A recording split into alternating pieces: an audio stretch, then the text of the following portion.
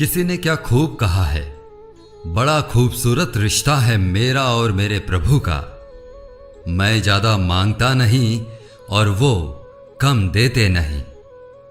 जय श्री कृष्ण मित्रों, स्वागत है आपका अनमोल साथी चैनल पर, जहां मिलते हैं आपको ज्ञानवर्धक, आध्यात्मिक और प्रेरणादायक वीडियोस। आप सुन रहे हैं श्रीमद् भगवद गीता की एक शानदार सीरीज जिसका नाम है भगवद गीता की सीख। और आज हम जानेंगे कि श्रीमद् भगवद गीता के 9वें अध्याय से क्या सीखा जा सकता है। इस वीडियो में हम बात करेंगे 9वें अध्याय के सार की, बहुत ही सरल भाषा और आसान से शब्दों में। अगर आप इस चैनल पर पहली बार आए हैं तो चैनल को सब्सक्राइब जरूर कर लें। श्रीमद् भगवद गीता के 8वें अध्याय में हमने जाना कि भगवान क्या है और उनको कैसे प्राप्त किया जा सकता है, देवता कौन होते हैं, यह संसार कैसे चलता है और क्यों हमें आज ही कठिन परिश्रम में लग जाना चाहिए। श्रीमद् भगवद गीता के 9वें अध्याय में हम जानेंगे कि भगवान की परम महिमा क्या है। जब हम अलग अलग देवताओं की पूजा करते हैं तो उससे क्या होता है? क्या एक पापी भी भगवान की भक्ति कर सकता है? और मनुष्य जीवन का परम लक्ष्य क्या है? तो चलिए विस्तार से जानते हैं श्रीमद् भगवद गीता के 9वें अध्याय से मिलने वाली सीख और शिक्षाओं के बारे में। 7वें और 8वें अध्याय में भगवान श्री कृष्ण ने भक्ति को योग प्राप्त करने का सरल साधन और योग की उत्तम पद्धति बताया था। 9वें अध्याय में उन्होंने अपनी परम महिमा का व्याख्यान किया है, जिससे विस्मय, श्रद्धा और भक्ति उत्पन्न होती है। वे यह बोध कराते हैं कि यद्यपि वे अर्जुन के सम्मुख साकार रूप में खड़े हैं, किंतु उन्हें मनुष्य के रूप में मानने की दुर्भावना धारण नहीं करनी चाहिए। वे स्पष्ट कहते हैं कि वे समस्त प्राकृतिक शक्तियों के अध्यक्ष हैं और सृष्टि सृजन के आरंभ में अनगिनत जीवों के जीवन रूपों को उत्पन्न करते हैं और प्रलय के समय वापस उन्हें अपने में विलीन कर लेते हैं तथा सृष्टि के अगले चक्र में उन्हें पुनः प्रकट करते हैं। जिस प्रकार से शक्तिशाली वायु सभी स्थानों पर प्रवाहित होती है और सदैव आकाश में स्थित रहती है, उसी प्रकार से सभी जीव भगवान में निवास करते हैं। फिर भी वे अपनी योग माया शक्ति द्वारा तटस्थ पर्यवेक्षक बने रहकर इन सभी गतिविधियों से विलग और विरक्त रहते हैं। केवल भगवान ही आराधना का एकमात्र लक्ष्य है। इसे स्पष्ट करते हुए भगवान श्री कृष्ण विभिन्न प्रकार के हिंदू देवी देवताओं की पूजा के मिथ्या भ्रम का समाधान करते हैं। भगवान सभी प्राणियों के लक्ष्य, सहायक, शरणदाता और सच्चे मित्र हैं। श्री कृष्ण दृढ़तापूर्वक कहते हैं कि वे न तो किसी का पक्ष लेते हैं और न ही किसी की उपेक्षा करते हैं। वे सभी प्राणियों के प्रति निष्पक्ष रहते हैं। यहां तक कि अधम पापी भी यदि उनकी शरण में आते हैं, तब भी वे प्रसन्नता से उनको अपनाते हैं और उन्हें शीघ्र सद्गुणी बनाकर पवित्र कर देते हैं। वे वचन देते हैं कि उनके भक्त का कभी पतन नहीं हो सकता। अपने भक्तों के हृदय में आसीन होकर वे उनके अभावों की पूर्ति करते हैं और जो पहले से उनके स्वामित्व में होता है, वे उसकी रक्षा करते हैं। इसलिए हमें सदैव उनका ही चिंतन और आराधना करनी चाहिए तथा मन और शरीर को पूर्णतया उनके प्रति समर्पित कर उन्हें अपना परम लक्ष्य बनाना चाहिए। 9वें अध्याय के प्रथम श्लोक में भगवान श्री कृष्ण कहते हैं कि हे अर्जुन, क्योंकि तुम मुझसे ईर्ष्या नहीं करते, इसलिए मैं तुम्हें विज्ञान सहित परम गुह्य ज्ञान बताऊंगा, जिसे जानकर तुम भौतिक जगत के कष्टों से मुक्त हो जाओगे। भगवान श्री कृष्ण अपने सखा, अपने मित्र अर्जुन से कहते हैं कि हे अर्जुन, मैं तुम्हारे लिए परम गोपनीय ज्ञान कहने जा रहा हूं और इसे विज्ञान सहित कहने जा रहा हूं। भगवान श्री कृष्ण कहते हैं कि यह जो ज्ञान है, यह सभी विद्याओं का राजा है। यहां विद्या का मतलब सामान्य शिक्षा से नहीं है। ये वो विद्या है जिसके पास भी ये विद्या आ गई, यह विद्या उसे उठाकर परम धाम मोक्ष तक, निर्वाण तक पहुंचा देती है। अगर आप कभी रिद्धि सिद्धियों में उलझ जाते हैं तो साफ है कि अविद्या जो है वो सफल हो गई, क्योंकि भगवान श्री कृष्ण कहते हैं कि एक बार अगर इस रास्ते पर चल दिए तो बीच में रिद्धियां सिद्धियां भी मिलेंगी, लेकिन उनमें भटकना या अटकना नहीं है। हमें वहां तक पहुंचना है जो हमारी मंजिल है, जो आखिरी छोर है, जिसे परम धाम मोक्ष कहा जाता है। भगवान श्री कृष्ण कहते हैं कि मुझ अव्यक्त स्वरूप में यह सारा जगत व्याप्त है, यानी कि मैं जिस स्वरूप में स्थित हूं वो सर्वत्र है। सारे प्राणी मुझ में स्थान पाए हैं, किंतु मैं उनमें स्थित नहीं हूं। वे मनुष्य जो मुझ में श्रद्धा नहीं रखते, वे इस संसार में बार बार दुख भोगने के लिए आते रहते हैं और यहां से जाते रहते हैं। मैं ही इस संसार को बार बार बनाता हूं और मिटाता भी हूं। हे कुंती पुत्र, एक कल्प के अंत में सभी प्राणी मेरी आदि प्राकृत शक्ति में विलीन हो जाते हैं और अगली सृष्टि के आरंभ में मैं उन्हें पुनः प्रकट कर देता हूं। प्राकृत शक्ति का अध्यक्ष होने के कारण मैं बारंबार असंख्य योनियों के जीवों को उनकी प्रकृति के प्रभाव के अनुसार पुनः पुनः उत्पन्न करता हूं। भगवान कहते हैं, हे अर्जुन, कल्प का जो विलय काल है उसमें सब मेरी जो प्रकृति है, मेरा जो स्वभाव है, उसे प्राप्त होते हैं, और कल्प का जो आदि है उसको मैं बार बार रचता हूं, बार बार सजाता हूं। कल्प का मतलब है भगवान की तरफ जब आपकी दृष्टि हो जाती है, जब आपका प्रेम उमड़ आता है, जब आप उस रास्ते पर चल देते हैं, वो परिवर्तन आपके अंदर आने लगता है, तो यहां से वो आरंभ होता है, यहां से वो शुरुआत होती है। और जब आप उस भाव को प्राप्त हो जाते हैं तो कल्प का अंतिम छोर आ जाता है और अपना कर्म पूरा करके वो जो उपचार हैं वो भी समाप्त हो जाते हैं। भगवान कहते हैं कि एक रचयिता तो मैं हूं जो भूतों को कल्प के लिए प्रेरित करता हूं, और दूसरी जो रचयिता है वह यह प्रकृति है जो मेरी अध्यक्षता में, मेरी उपस्थिति में इन भूतों को रचती है। श्री कृष्ण कहते हैं, हे कुंती पुत्र, यह प्राकृत शक्ति मेरी आज्ञा से चर और अचर प्राणियों को उत्पन्न करती है। इसी कारण भौतिक जगत में परिवर्तन होते रहते हैं। यह जान लो कि जिस प्रकार प्रबल वायु प्रत्येक स्थान पर प्रवाहित होती है और आकाश में जाकर स्थित हो जाती है, वैसे ही सभी जीव सदैव मुझ में स्थित रहते हैं।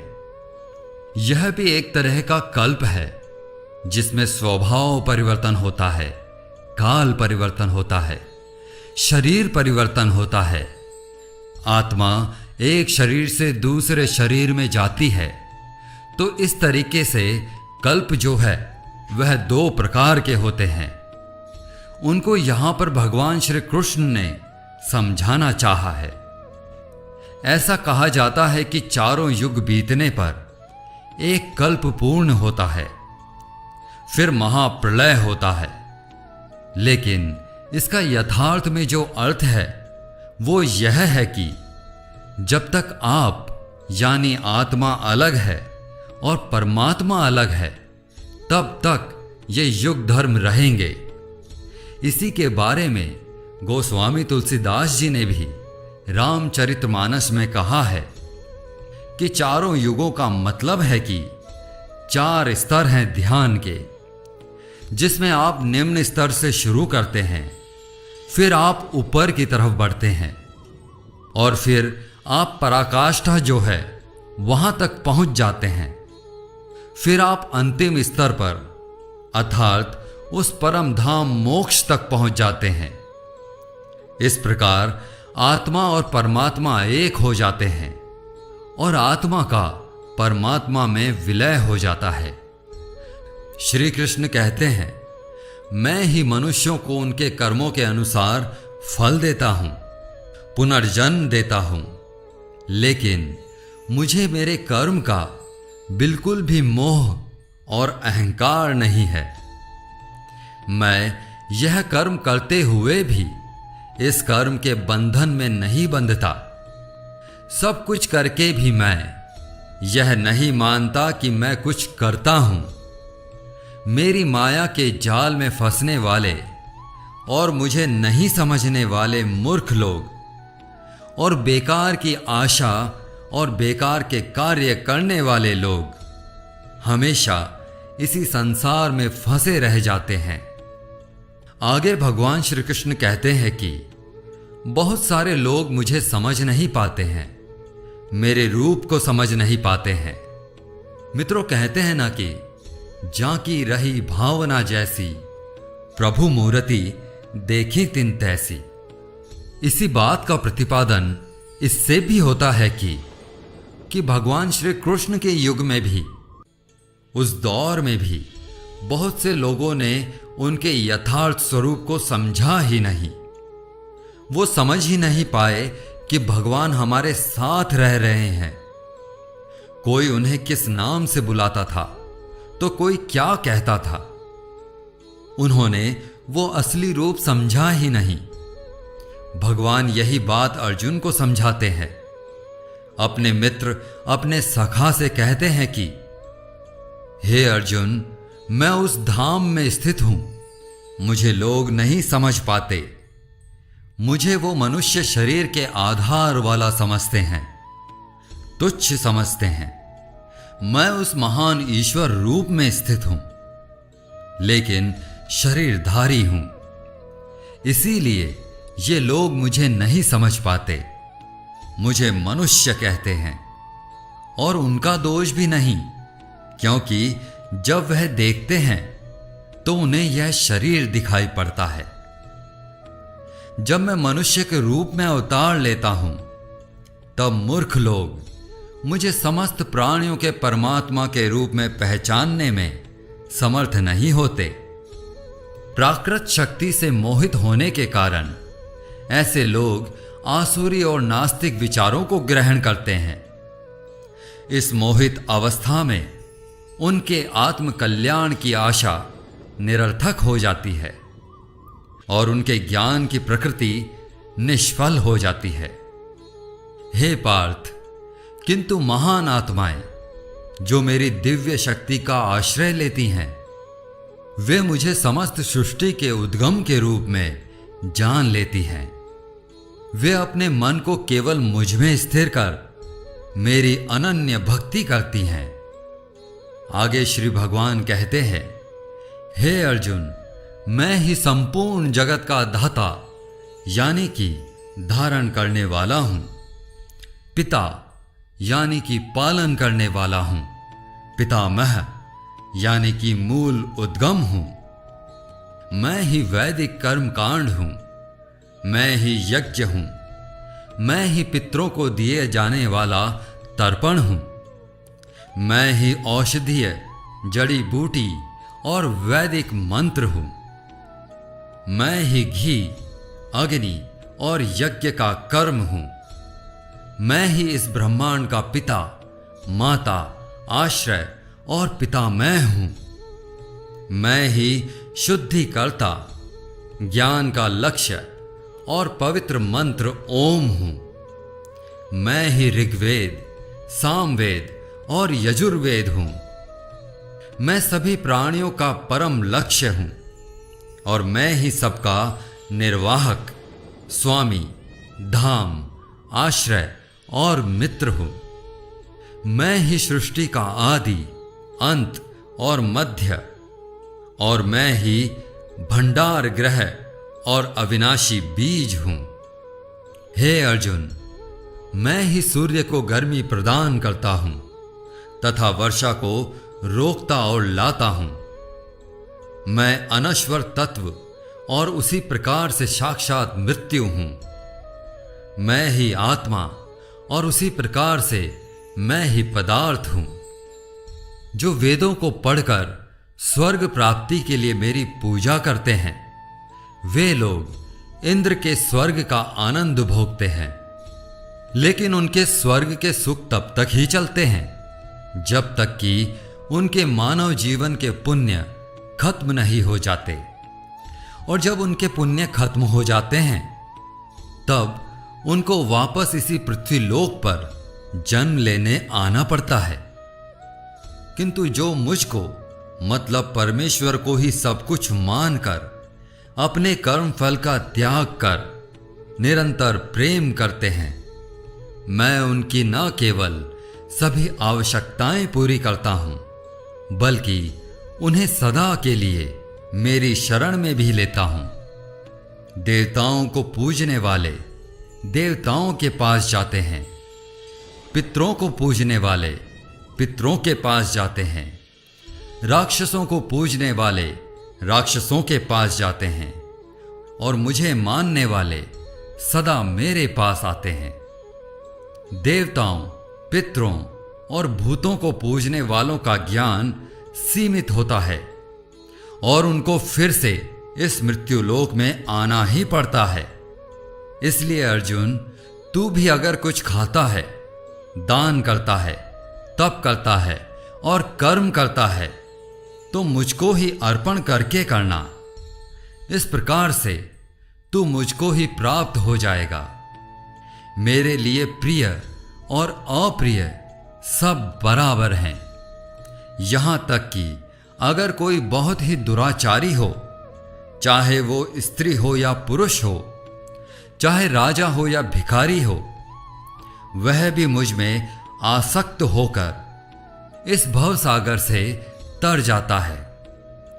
इसलिए अगर तू भी मुझ में समर्पित रहेगा तो मुझे ही प्राप्त करेगा।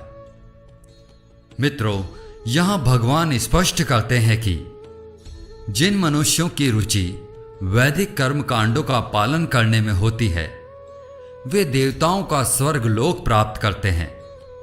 किंतु जब उनके पुण्य कर्म क्षीण हो जाते हैं, तब उन्हें लौटकर पुनः पृथ्वी लोक में आना पड़ता है।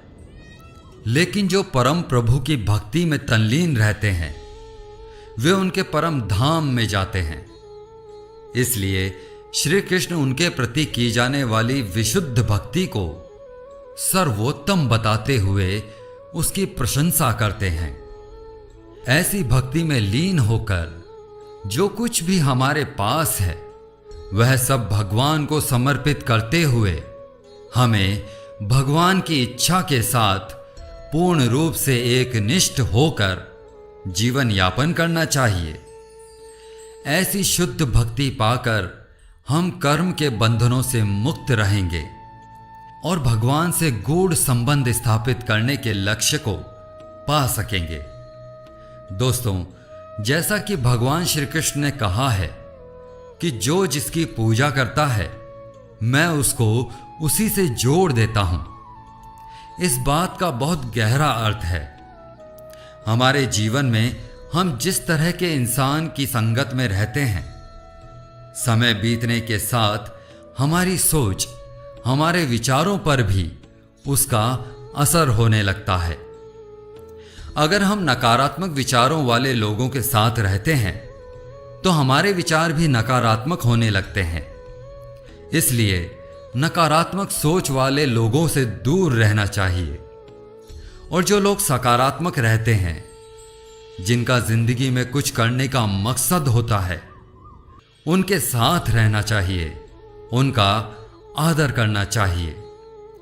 क्योंकि आज भले ही वह कुछ हो या ना हो, लेकिन जैसा कि भगवान ने कहा है कि जैसी भावना वैसा नतीजा, तो उसी प्रकार से सही रास्ते पर चलने वाले एक दिन मंजिल तक पहुंच ही जाते हैं और अपने लक्ष्य को प्राप्त कर लेते हैं। मित्रों, मैं आशा करता हूं कि आपने इस वीडियो से बहुत कुछ सीखा होगा। वीडियो को लाइक करें और अपने प्रिय लोगों के साथ शेयर करके कमेंट में जय श्री राधे कृष्ण अवश्य लिखें।